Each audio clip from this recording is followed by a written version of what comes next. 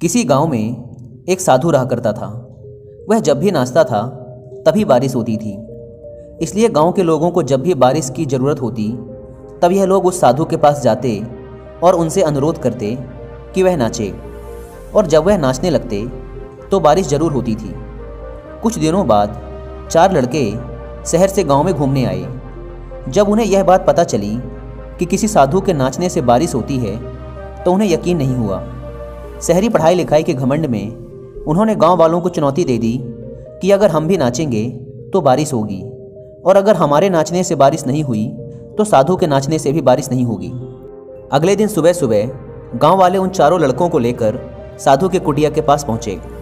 गांव वालों ने साधु को सारी बात बताई। फिर उन लड़कों ने नाचना शुरू किया। पहले लड़के ने नाचना शुरू किया।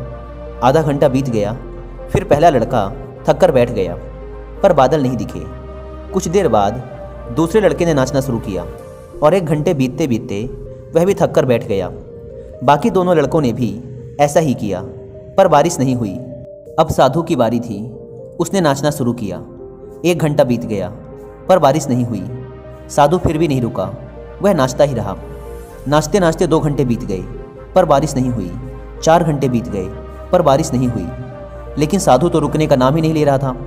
धीरे धीरे शाम ढलने लगी कि तभी बादलों की गड़गड़ाहट सुनाई दी, और थोड़ी देर बाद जोरों की बारिश होने लगी।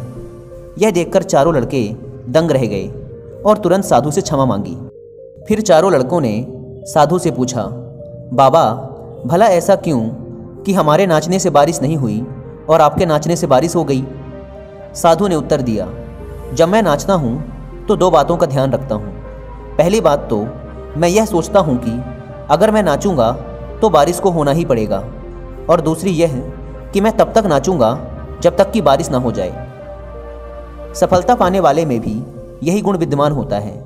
वे जिस काम को भी करते हैं उसमें उन्हें सफल होने का पूरा भरोसा होता है, और वह तब तक उस काम को करते हैं जब तक कि उसमें सफल ना हो जाएं।